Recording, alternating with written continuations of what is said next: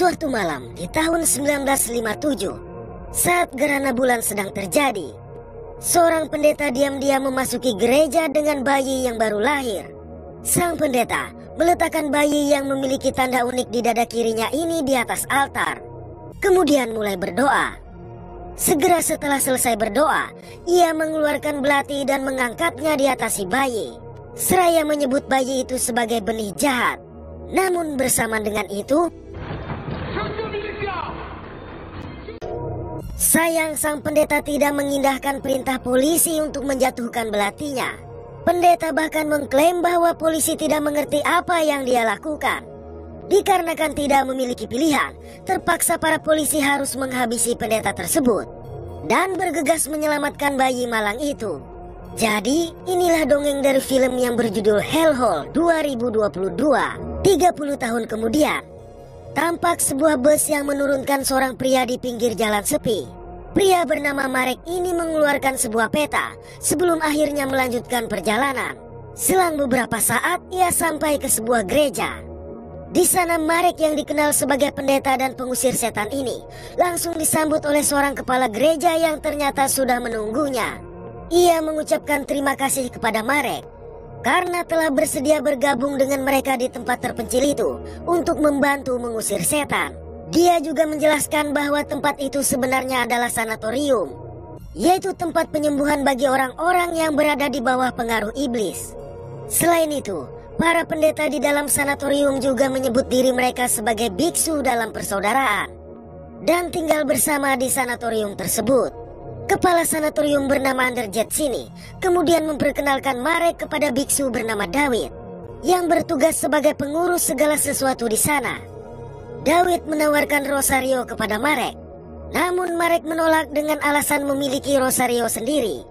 Mereka lantas memeriksa koper Marek sebagai prosedur standar bagi pendatang baru. Dari koper tersebut, David menyita beberapa bungkus rokok milik Marek. Setelah prosedur selesai, Anderjet mengantar Marek ke kamarnya. Anderjet menjelaskan kalau mereka tidak memiliki jaringan listrik atau telepon dan mengingatkan bahwa mereka tidak diizinkan keluar di malam hari. Tapi yakin Marek akan merasa nyaman. Sekepergian Anderjet, Marek berganti pakaian. Di dadanya terlihat tanda yang tidak biasa. Tanda ini menunjukkan bahwa Marek adalah bayi yang selamat dari insiden penembakan 30 tahun silam. Marek lalu membuka kopernya yang ternyata memiliki tempat penyimpanan tersembunyi, berisi senjata api dan sejumlah barang lain yang notabene tidak diizinkan masuk ke sanatorium. Dia mengeluarkan secari kertas yang merupakan sebuah artikel koran tentang seorang wanita yang hilang. Tak berselang lama, semua biksu berkumpul di ruang makan. Sebelum menyantap makanan, Anderjet memimpin doa. Di sini Marek menatap heran pada semangkuk makanan yang memiliki aroma tidak biasa. Tapi melihat biksu lain tampaknya makan dengan lahap, akhirnya Marek pun mencoba makanan yang terasa aneh itu. Selesai makan, Marek berkeliling sanatorium. Pada sebuah kamar, ia melihat seorang biksu bernama Piotr yang tengah bersama seorang wanita. Untuk sejenak Marek menatap tajam pada sang wanita sebelum kembali ke kamarnya. Dan ketika sedang mandi, sayang Marek tidak menyadari salib di kamarnya bergerak-gerak.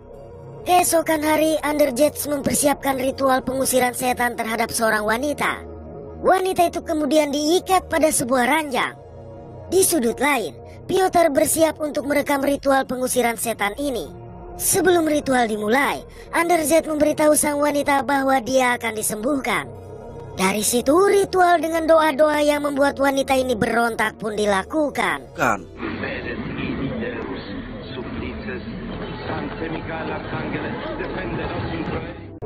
Ketika Anderjet memegang salib, sang wanita menjerit dan menyebabkan salib itu terbakar. Setelah ritual pengusiran setan yang sangat menegangkan tadi, Marek kembali ke kamarnya untuk mencuci muka. Namun tanpa diduga,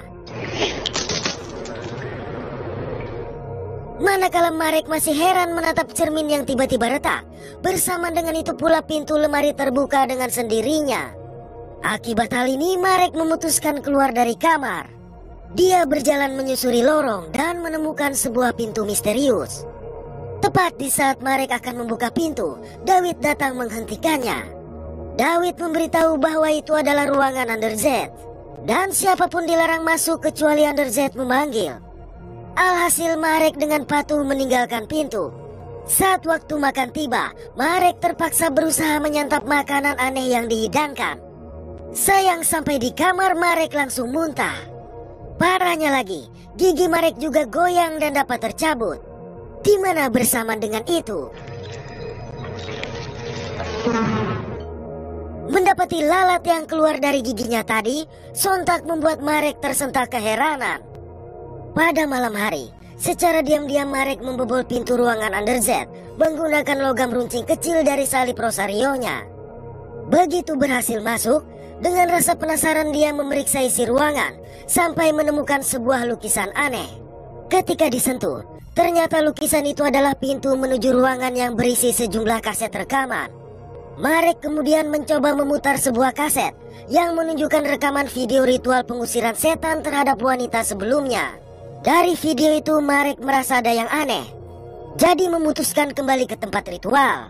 Rasa penasaran Marek mulai terjawab tatkala ia menemukan 2 buah papan di lantai yang membuat tempat tidur bergerak saat diinjak. Tak jauh dari situ Marek pun menemukan sebuah tuas tersembunyi yang rupanya berfungsi untuk menyalakan kipas angin, sehingga membuat proses ritual benar-benar bernuansa mistis. Lalu dari salib yang digunakan untuk proses ritual, Marek menemukan tombol yang dapat menyalakan api. Dengan begini Marek menyimpulkan ritual pengusiran setan hanyalah sebuah atraksi. Saat kembali ke kamarnya, Marek menyimpan salib yang tergantung di dinding ke dalam laci. Keesokan hari, Underz mengumpulkan para biksu pada sebuah acara pertobatan. Dia memanggil Marek ke mimbar untuk memimpin doa dalam bahasa Latin. Sayang Marek hanya dapat mengucapkan beberapa kata acak dalam bahasa Latin dengan terbata-bata. Akibat hal ini, Underz langsung menghentikannya dan meminta Piotr untuk melanjutkan. Saat waktu makan kembali tiba, Marek dengan sangat enggan menyuap makanannya. Bahkan pada suapan pertama Marek menemukan gumpalan rambut manusia yang sontak membuatnya mual. Dan ketika kembali ke kamar, Marek sempat terdiam melihat salib yang sudah ia letakkan ke laci kembali tergantung di dinding. Menyadari hal yang semakin tidak beres, maka Marek mengambil senjata dan membakar artikel surat kabar tentang wanita yang hilang. Ia lalu memutuskan untuk pergi. Malang pintu keluar sudah dihalangi oleh gerbang yang terkunci. Kemudian dari sebuah jendela, Marek melihat sejumlah biksu sedang menutup liang kubur yang berisi peti mati. Mengira orang yang ada di dalam peti mati adalah wanita kerasukan, maka Marek mencoba mendatangi kamar wanita tersebut dan menemukan kamar sudah kosong. Sejurus kemudian, Piotr muncul di belakang Marek dan memintanya datang ke ruang pengakuan dosa.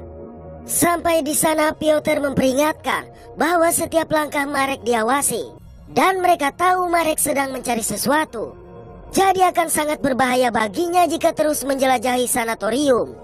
Piotr juga berkata pernah mencoba melarikan diri, namun justru mendapat hukuman yang brutal sehingga tidak ingin hal itu terjadi juga pada Marek. Mendengarnya Marek mengungkapkan dirinya bukanlah seorang pendeta atau pengusir setan, melainkan seorang perwira polisi yang menyamar untuk menyelidiki kasus 8 orang wanita yang hilang di daerah itu. Menurut petunjuk yang pihak kepolisian terima dari seseorang tanpa nama, para wanita dibawa ke sanatorium akibat kerasukan, tetapi tidak pernah keluar lagi. Hanya saja pihak kepolisian tidak dapat menggunakan cara investigasi biasa, lantaran enggan terlibat dengan urusan gereja setelah insiden penembakan pendeta 30 tahun silam. Sebagai tanggapan, Piotr mengakui bahwa ritual pengusiran setan memang dilakukan untuk mendapat dana dari Vatikan. Setelah pembicaraan itu, Marek kembali ke kamarnya dan memeriksa seluruh isi ruangan karena khawatir terdapat alat pengawas. Dari balik sebuah lemari yang digesernya, Marek menemukan lubang dengan cairan hitam. Ia secara perlahan memasukkan tangannya ke dalam lubang. Ketika menemukan benda aneh yang terbuat dari bola mata dan tulang kecil, bersama dengan itu pula Marek memuntahkan cairan hitam. Yang lebih menakutkan lagi, bola mata tadi melirik ke arah Marek. Tak lama setelah itu, terdengar suara dari pintu di belakang Marek. Dan saat kembali menoleh, tiba-tiba Namun sosok mengerikan tadi dalam sekejap langsung menghilang. Akibatnya Marek pun segera menghancurkan bola mata aneh tadi. Saat tengah malam, Marek memutuskan keluar dari kamarnya. Ia menyelinap menuju ke kompleks kuburan dan mulai menggali kuburan yang baru ditutup sebelumnya. Cukup lama menggali, Marek akhirnya berhasil mengeluarkan peti dari dalam lubang. Tapi ia menemukan peti tersebut kosong. Bersamaan dengan itu, begitu siuman, Marek mendapati dirinya terikat di atas ranjang. Semua barang miliknya pun telah ditemukan. David yang tadi membekapnya ditugaskan untuk mengawasi. Selang beberapa saat, Anderzet datang dengan 4 porsi makanan. Anderzet mengungkapkan kekecewaannya atas sikap Marek yang tidak mau bekerja sama. Mereka selanjutnya mencekoki Marek dengan 4 porsi makanan tadi. Usaha Marek untuk melawan hanya sia-sia karena dia akhirnya kehilangan kesadaran. Pada tengah malam, Marek kembali siuman. Melihat David yang tertidur, maka kesempatan ini Marek gunakan untuk melepaskan diri. Tapi di tengah usahanya David terbangun, sehingga pertarungan tidak dapat dihindari.